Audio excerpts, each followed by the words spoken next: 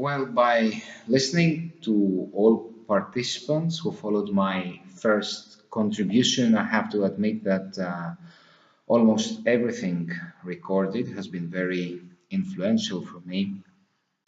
However, I sense that there is a basic distinction between two different approaches having to do with a discussion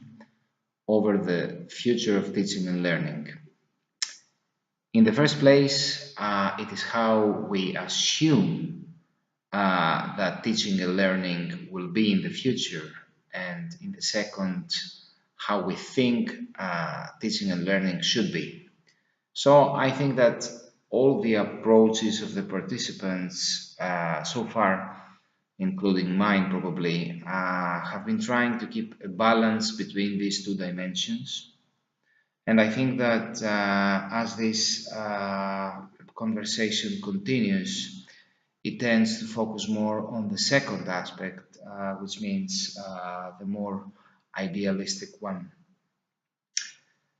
Now, in the first part of my contribution, the first part of my contribution mostly focuses on the role of involvement of anyone who is part of the so-called educational process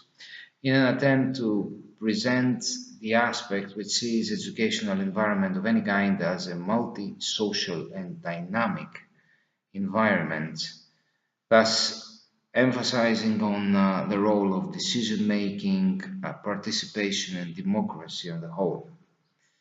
Therefore, I mostly emphasized on alternative types of education and more specifically solidarity schools here in Greece. And because I think that Greece, the place where I live and where I come from, is a very unique example of a society and a country which is in the middle of a transformative process in many aspects, not only because of the well-known economical crisis.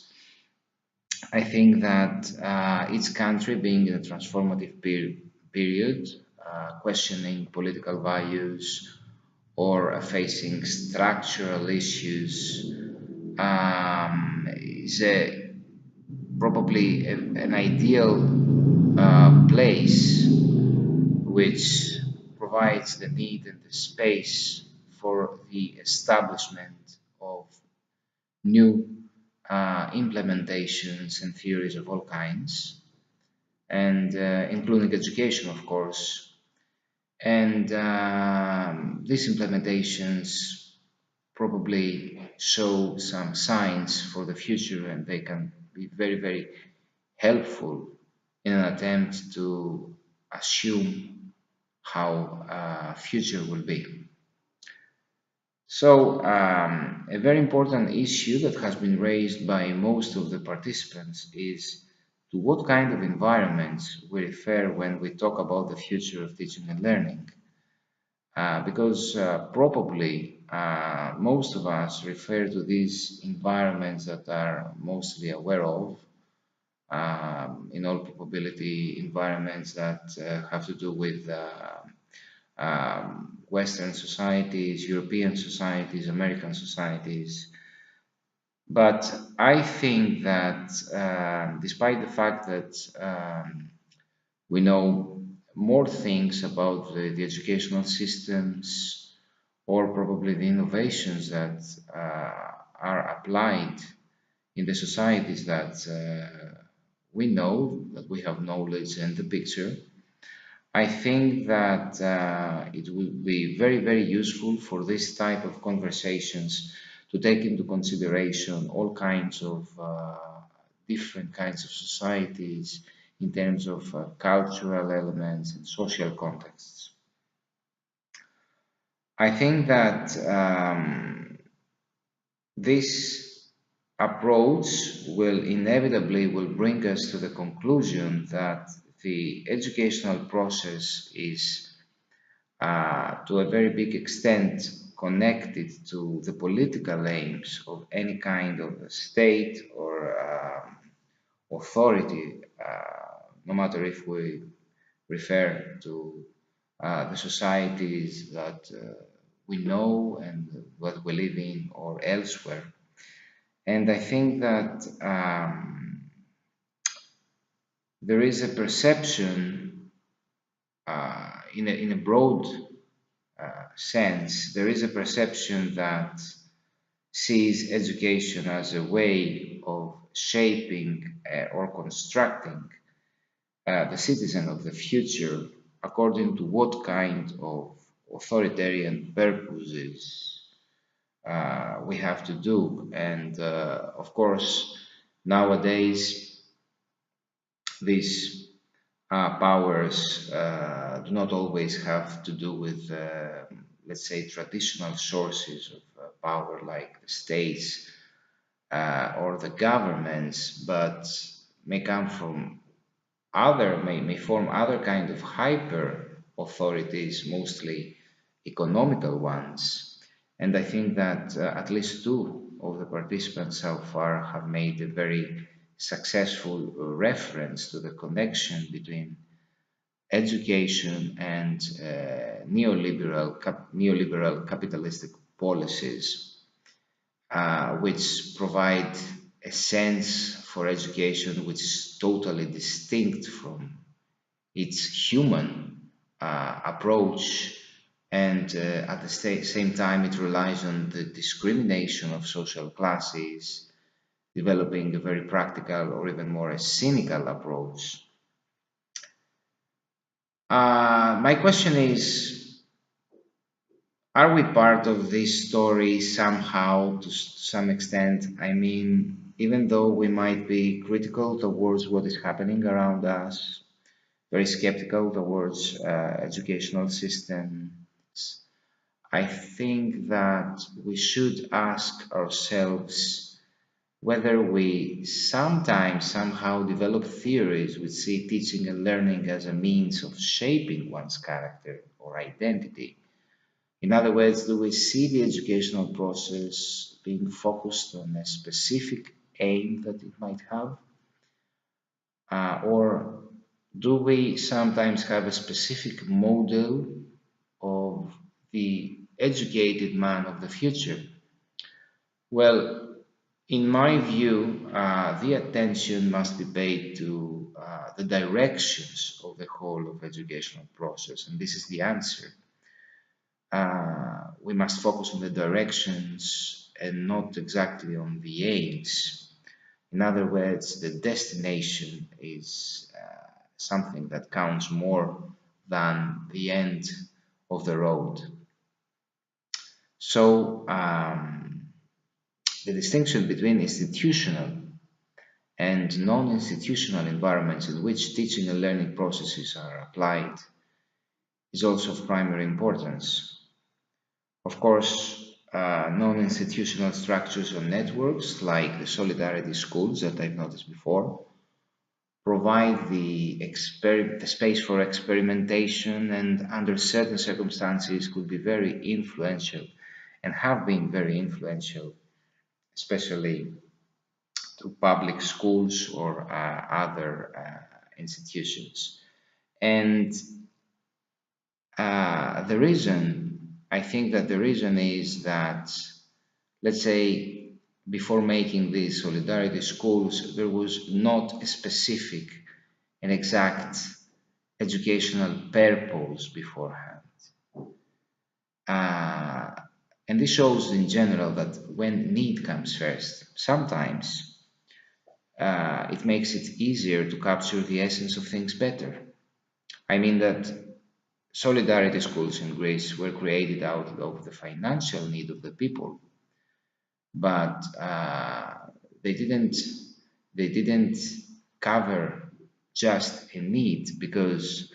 nowadays the democratic and the interactive way they function is really unique, and that was something that was found on the way. And let me provide you now with another example having to do with some solidarity schools, another type of solidarity schools, which were created through a more urgent need. And I refer to the solidarity schools which were created in refugee camps, even in Piraeus port, where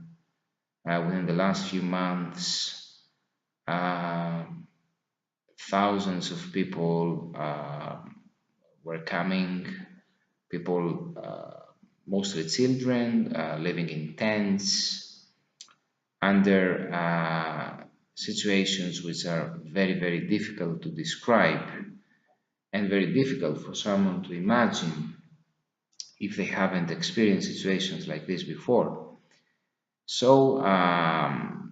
these temporary or permanent refugee camps created the need of uh, schools,